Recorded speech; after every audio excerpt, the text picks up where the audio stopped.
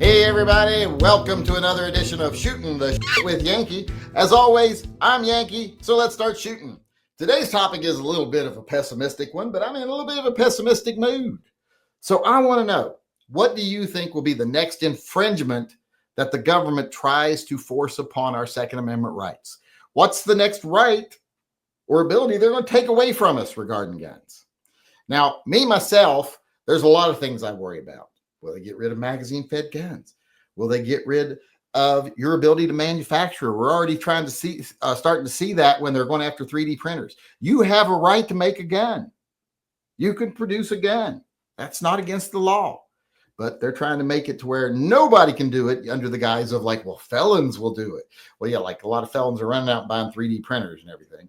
But still, that's what they're trying to do. So that one worries me. That's probably my second most concerning thing, the manufacturing issue with 3D printers, etc. But I think the next infringement that they will really try to get past, that I think they won't have any trouble getting past, because the vast majority of people will say, well, that makes sense, is they'll say you have to be personally at the point of sale when you buy a gun. That you have to be face to face with the person that is transferring or selling that gun to you. And what that will mean is no online sales. You can't go to Academy and buy a gun and have it shipped to your FFL because you were not there at the initial sale from Academy, who you paid before they sent it to your FFL. If you're not present at the point of purchase, you won't be able to buy a gun. And I don't think they'd have a hard time getting that passed. So that right there is what I worry about a lot. That's my biggest worry. But I want to see what you guys worry about. So I'm going to go over here to the live chat and see what anybody's saying. Because remember, this portion of the chat's more about your all's opinions than it is anything else. The second part of the chat, the open chat, that's more about you finding out what I think. You ask me questions. You have me address topics. But in this portion of the chat, it's about what do you guys think? So take advantage of that. Let me know. Get over here right now. We'll see. Johnny Mandrick said, right to private transfer. Make it so that only FFL can buy and sell a gun. And that makes perfect sense because they've already done that in some places. Some states have that already. I used to enjoy the right to transfer my own private property to another citizen who wasn't a forbidden person, Nowadays, we can't do that. They took away our right to private sales. So now every gun has to go through an FFL. So that going national wouldn't surprise me at all. It sucks, by the way, when you want to sell something and you guys make a deal between you and another person, then you got to go to an FFL and pay them to do the paperwork because they want to know who's that gun transferred to. We don't know who owns it now, and the government has to have their roster of who owns what. And with private sales, they weren't able to maintain that roster. Edgar Cortez said, I live in Texas, but I fear that magazine capacity will become a target for restriction. It might even go further. It might be no more magazines, period. No magazine-fed guns. Well, you can change them too easy. You can switch that magazine out and have, even if you've only got a 10-round mag, you got 2 magazines, you got 30 rounds. No one needs 30 rounds unless they plan on killing a room full of people. So I could see that being a thing. So that worries me. And right now, it'd be hard to convince mass majority of people that that's not the case. Practical Bacon said mag restrictions. And like I say, I think mag restrictions will be a big thing, but I think they might take it even a step further. So we agreed on that. Ghost Shadow says they've already tried going after ammo. Yes, they have. I don't put it past them to try some more. So I think going after ammo would be something that they'll try to take away. They'll probably try to make it to where, we have to have a way to know if anybody's buying large amounts of ammo.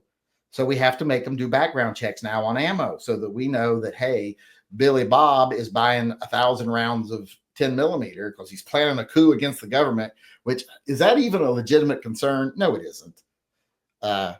People who, commit heinous acts, what do they buy? Like a box of ammo every week for a while, or just one box period. That's enough to do what they need to do. So, yeah, it doesn't make any sense.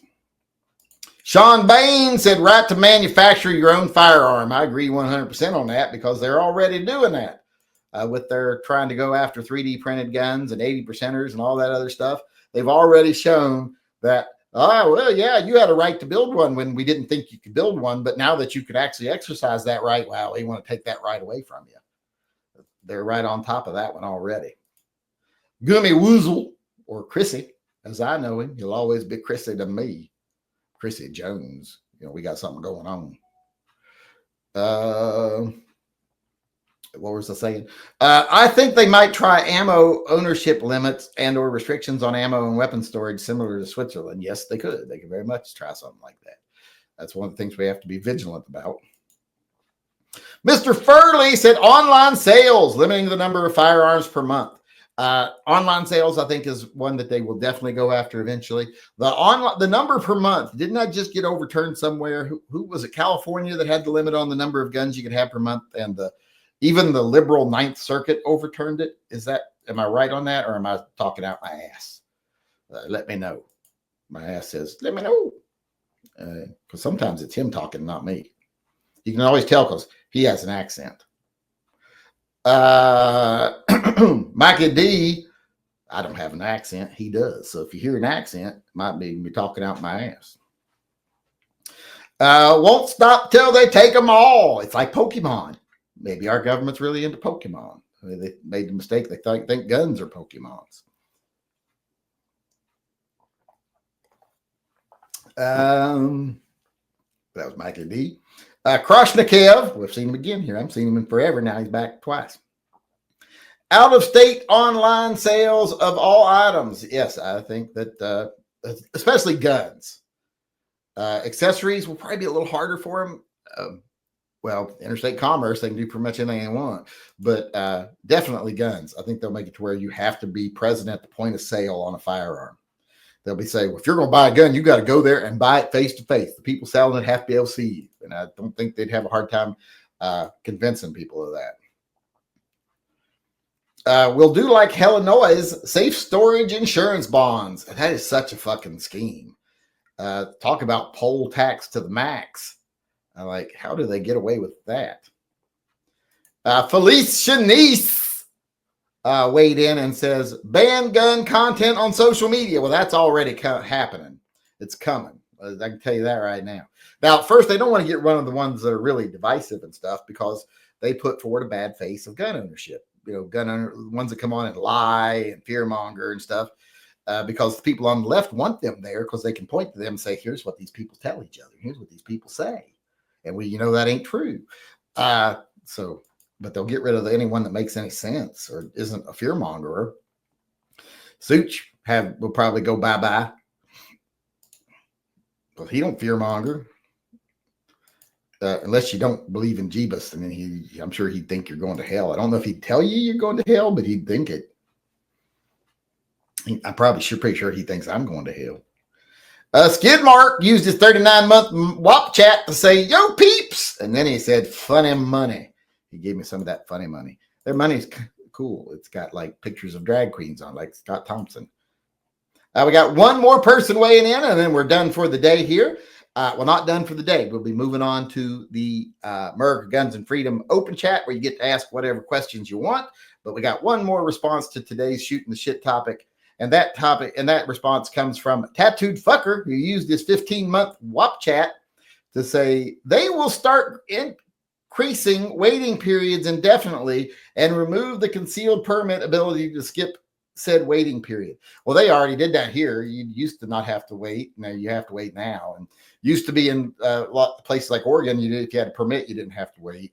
Now they're changing it to everywhere where you have to wait no matter what. And they're trying to make the waiting period longer, 10 days, 15 days, etc. It's just it's crazy. It's 10 business days, so it's 2 weeks. 15 business days is 3 weeks. So it's really bad. And that is one they're definitely doing in lots of places. But that definitely looks like it's it for today for us here on this first segment. So I want to thank everybody who participated over here. How about you out in YouTube land? What do you think will be the next infringement the government tries to place on our Second Amendment rights? Let me know in the comment section below. And if you want to weigh in on one of these topics in person, come to our live chats. We do them every night. I'm accessible to you, the viewer, every night. You can come in, speak your mind, and find out what I think on things if you stick around to the open chat afterwards. So come on in, let us know every night, 6 p.m. With that being said, I hope to see everybody again tomorrow. We're done with shooting the shit for now. Stick around for the Merca Guns and Freedom.